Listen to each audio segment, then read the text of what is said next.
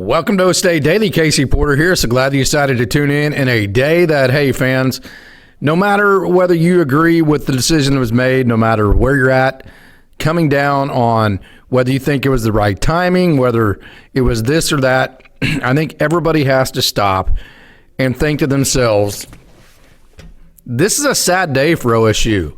It's not necessarily a sad day because Mike Gundy is no longer the coach. Hey, he's made his bag. He's made a lot of money. He made his bed. He had to lie in it. And from that perspective, it's not sad that the name Mike Gundy is not going to be the next head coach. It's just sad that we had to turn the chapter on the greatest chapter in Oklahoma State football history. Hey, despite what you want to think, Mike Gundy, whatever he's been as polarizing as any human being can possibly be, okay? But he has been the greatest coach Oklahoma State has ever had.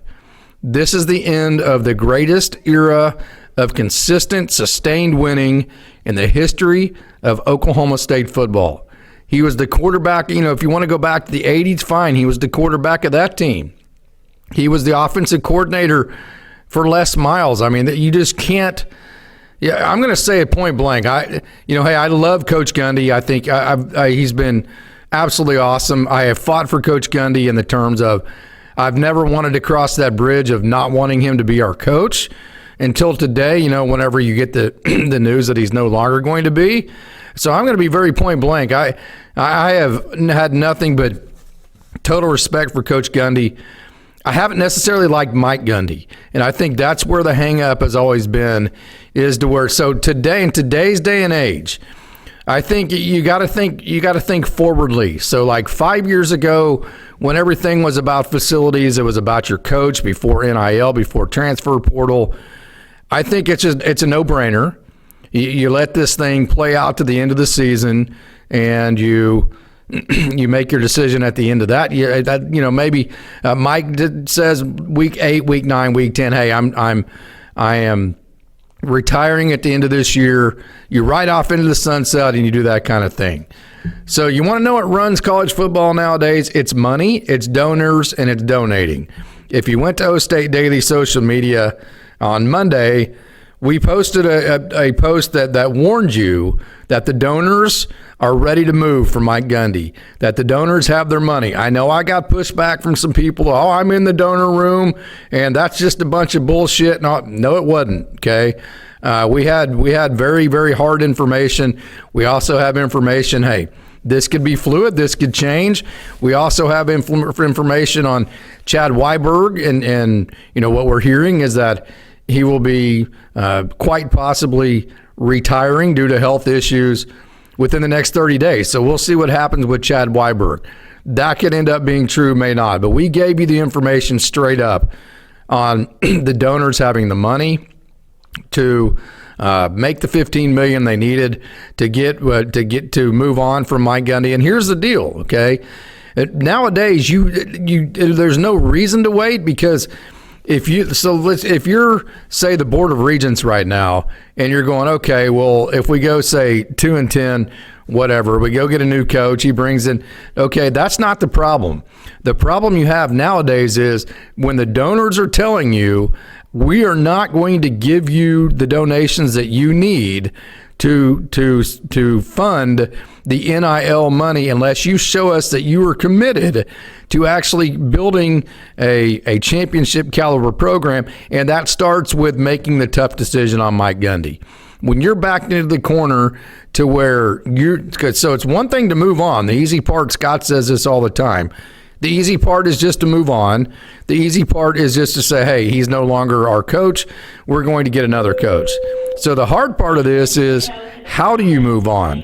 How do you move forward? What do you do moving forward? And so in a lot of ways, today's day and age, the decisions are made by the donors, because if you don't have the money to move forward, then there's no way you're going to be able to. So if they're not happy with Coach Gundy, then, unless the results on the field are such to where Coach Gundy is showing that he can overcome a lack of support in terms of NIL dollars or donor monies or whatever it may be, unless he is showing the ability to overcome that and keep Oklahoma State as relevant as we all want them to be, then at that point it becomes a no-brainer. It's just a matter of when, and I have said this all year long, that I felt like Coach Gundy had earned the right to fix things this year, but as soon as you feel like this year has become a loss, you need to cut your ties. Hey, I thought it was a little bit early.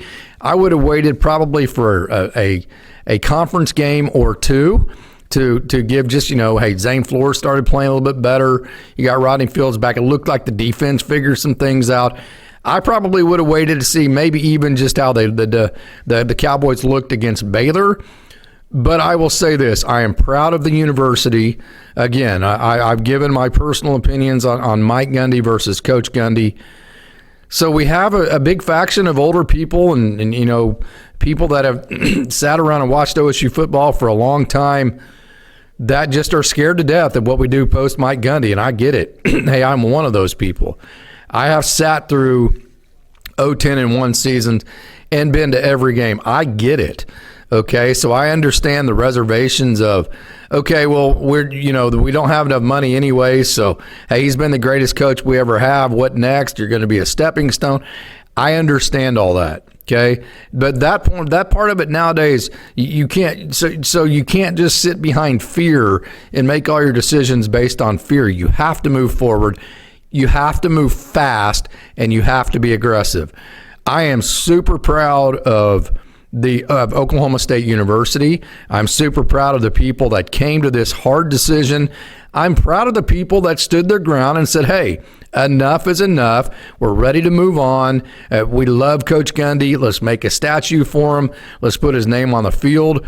But at the same time, it's run its course. Everything runs its course. Everything, all good things must come to an end. And I am super proud of everybody making that decision sooner rather than later. So it's just Oklahoma State's never really, we've always been that kind of reactive type university because we're always skeptical of what it could be because we're not totally confident in what we have to. We live in a flyover area. It's what a lot of people consider kind of a podunk area. We kind of have that inferiority complex. This is a statement against that. This is a statement that we are betting on ourselves. So we are betting on Oklahoma State University. We are betting on the fact that we are better than this. We can move on from this. And when this program is way bigger than just one person. Very rarely do you see Oklahoma State. In fact, I'm not sure I've ever seen it in my lifetime where Oklahoma State was as aggressive as they were with this decision and betted on themselves with as much confidence as they did to make this decision. And for that, I am super, super, super proud. I know, a lot of people are like, well, Oklahoma State doesn't have the money to compete with the NIL and this and that and this and that. That's a totally different conversation than whether Coach Gundy should have been retained or not. So what do? Do you just quit playing football? Do you become an FCS school? Do you join the Big Sky or the Missouri Valley football? I mean, or do you fight and do you make the decisions that you have to make? And do you move forward and try to do the best that you can, find the best coach, and put your program in the best possible situation to move forward and be successful? Does this mean Oklahoma State will automatically be successful in the future? No, it doesn't mean any of that. But it does mean that the people at Oklahoma State have high expectations for what this program needs to be. They understand what's at stake. Because here's the deal. The last line of realignment, if you will, the last wave, hasn't happened yet. Now, there is going to be one big super conference of about 60 to 64 teams. And as of right now, if Oklahoma State doesn't get its crap together with football, they will not be a part of that team. They will not be a part of that 64. So you can't wait. This is not a period to where, like I said in one of our podcasts, this isn't like, hey, yeah, you're struggling in the Big 12 in 1993 or whatever, Big 8 back then, but you're not at the threat of losing your conference affiliation. We are in a direct threat of not even being a part of the first tier of college football whatsoever. I mean, hey, I know the Big 12 isn't first tier in terms of conferences because you have the B1G and the SEC. but it is still a part of the playoff system. If Oklahoma State goes and wins the Big 12 conference, they will be in the playoffs. If you don't make that 64-team cut or 60-team cut or whatever it is, that is coming. I'm just 100% confident, or 99.9% confident on. You won't even have that access. At that point, you are an FCS program, and you've got 20,000 people at games, and it's not a lucrative situation. So, hey, this was a decision that it's sad. You hate to see this. It's an end of the best era in Oklahoma State football history, but it absolutely is a decision that had to be made. The only question was when, and so now I think you really kind of have to turn your sights to Chad Weiberg. What are we going to do in that situation? He does not have a contract yet. Is he going to be the guy that hires the next coach? I think he probably called in a favor last year to keep Coach Gundy on board. I think the Board of Regents are showing that they weren't very happy with that. So it would be surprising if Chad Weiberg got to make the next call for the next coach, but we will see how that goes. Those situations are fluid. They can change 1,000 different times. But what we do know that's not going to change is that Mike Gundy is no longer the head coach at Oklahoma State University. And for that, that is a very sad moment. It's a very sad day, but it does not mean it is. Hey, if you are in agreement with this, that does not mean you're loyal and true. To me, that actually means you are even more loyal and true, because loyal and true to me should mean that you want what's best for the university over anything else, even if that includes your favorite coach of all time, right? I mean, that's just what loyal and true absolutely should mean. So I say that also to say, hey, let's continue to do. We have told you. How many times have we told you at OkState Daily?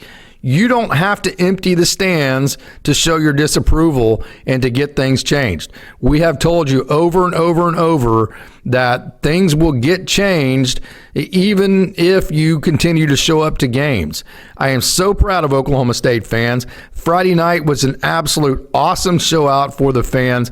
We showed college football in a lot of ways that we are more of a big-time football program now than ever, because even in the face of not winning a conference game last year, even in the face of going 3-9, getting beat, finishing our season, getting beat the way we did by Colorado, getting beat like we did against Oregon, and barely beating UT Martin, who's a terrible team.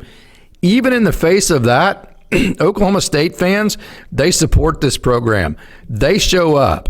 So continue to do that. Please continue to show up for this program, because I can tell you, if you are G.J. Kinney, or if you're Ben Arbuckle, or if you are Zach Robinson, or whoever the next guy may be, and you see that support, even in the face of how terrible this program has been in the last year, that is a very attractive situation for you.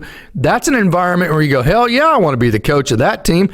They put 50,000 people in the stands even when they suck, man. That's still one of the greatest college football environments. Imagine if I go in and win 7 or 8 games, how hungry that fan base is going to be, and how awesome Boone Pickens is going to continue to be. So keep showing up. Keep doing exactly what you've been doing. Keep showing. So what we need to do as fans, we need to show the next coach, the next set of players, that Oklahoma State is big time. We are a big time football school that has big time support, big time fans. We need to show that to the next round. Okay? So, hey, yes, this is a very scary time. There's a lot of indecision. I get it if you're extremely upset about the greatest era of Oklahoma State football coming to an end. I get it that if you're a fan of Mike Gundy too, beyond being a fan of Coach Gundy, and this is personal to you, and that it's a situation to where beyond your OSU fandom, you're just sad that Mike Gundy no longer is part of the program. I understand that. I understand all of that.